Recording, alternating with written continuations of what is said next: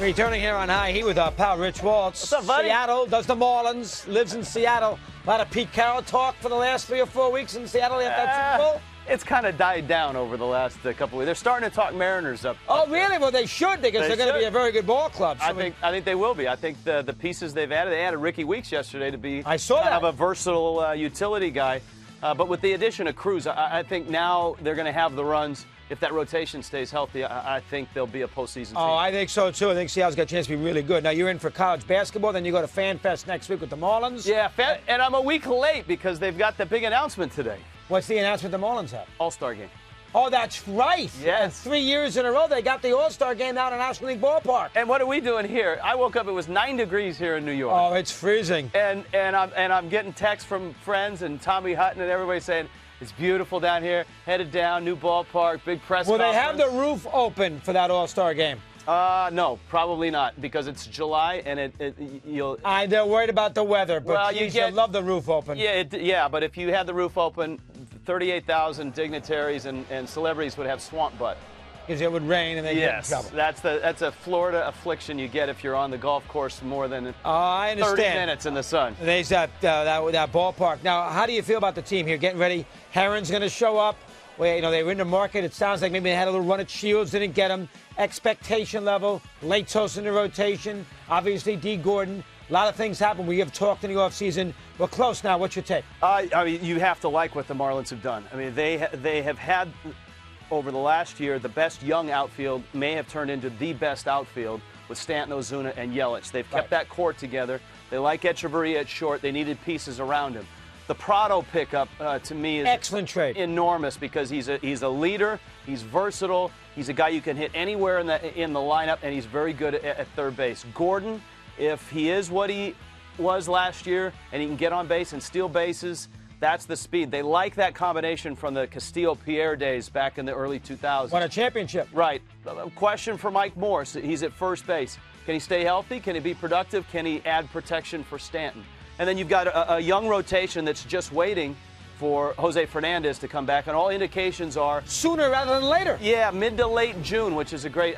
The organization doesn't want to rush him. If I would expect third week in June at the earliest, but that still will be a big. I mean, that's like trading for a Kershaw or someone like that. If they're 500 or above and it's in the a huge advantage. Yep. And think about the NL East for a second. You got 2 huge pitchers coming off Tommy John, who are going to be part of their ball clubs this year, albeit later for Fernandez. But you also obviously have Harvey with the Mets. So you have 2 huge pitchers, plus Scherzer comes in, and Atlanta helped their pitching staff. So there are a lot of good pitchers in the National League East. I know, and people talk about the Marlins rotation is good and with Fernandez, but the Nationals maybe the best rotation in baseball. Scherzer at the top of it. It reminds me in the division of 3 or 4 years ago when the Phillies had the greatest rotation ever. Remember, they had Lee, Halladay, Hamels, Oswalt, Blanton. And the Mets rotation is really, really good. Very good rotation. That's going to carry them if they're going to be halfway decent. Yeah. If Harvey can make, say, 30 starts, they're going to be a pretty good team. I would agree with you. And Terry Collins always seems to get him to play hard. If you've got the rotation. That guy we just saw, I love. And that's Zimmerman. Sometimes I see the depth chart of the Nationals rotation. I see Zimmerman slotted third. Well, they're nuts. I got him at the top of that rotation. Oh, my God. Who's slotting him third? Strasburg's name is interesting, but he is not nearly the big game pitcher that Zimmerman is. I'm with you 100%. Well, and I love Pfister, too. Pfister's such a... He's pitched in big games. He's won big game baseball. He wasn't a headline acquisition last year, but he is a solid guy and just really, really good. Pitched and won a Game 5 at Yankee Stadium with Detroit, won a Game 3 last year in San Francisco for the Nationals. I love Pfister in a big game. I'm with you 1,000%. And the Nationals season begins October 1st. That's the thing about the Nationals. I don't care what they do in a month of the first 6 months. They got to win 11 games. Dodgers, same way. Now when you bring these kind of guys in with that kind of payroll, your expectation level increases. And for the Nationals, it starts in October. Not for the Marlins, but for the Nats. Well, it should, and that's a good thing. And, for the Nationals last year, they just couldn't score at the end. They just couldn't score against the Giants. What was that, 18-inning game where they just couldn't get a run when they needed it? And their bullpen fell apart. And their bullpen fell apart. And that's, if there's a lesson in last year's World Series is if you've got 3 or 4 really good arms in the bullpen, you don't need a full complement of starters. Yeah, you need 6 innings. Now, Yep. Listen, what's the expectation level on the Marlins? I mean, if I told a Marlin fan right now that you'll win 88 games, be in the mix, but fall short, would they sign up for that? No, I mean, if you're a fan of any team, I think you sign up for postseason. I get that, but let's be realistic. But expectations are, if you get 88, you may be in. And that may be another lesson from last year's postseason as well.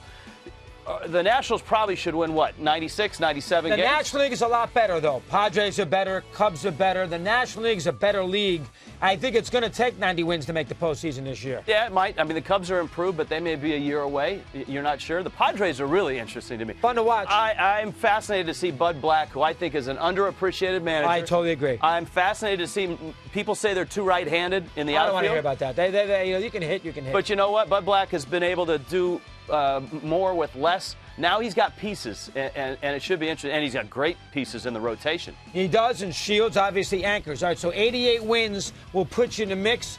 That's what they have to have, and they want to be in a pennant race in September, the Marlins hierarchy. Is that correct? Absolutely. If everybody in the rotation stays healthy, if that young outfield stays healthy, I don't see any reason why they shouldn't be considered for a team that is in the 80s and the upper 80s in wins. All right, who do they open up with, the Marlins? Braves. Braves. That's always a very, we talk about Seattle's travel. The Marlins always have a very hard travel, too. Their closest team is when they play those 3 games in Tampa. But generally speaking, they get an hour and a half, 2-hour plane ride for every team in their division. And, of course, I worked with Seattle before I went to Miami. So you picked the 2 worst spots. No. Look.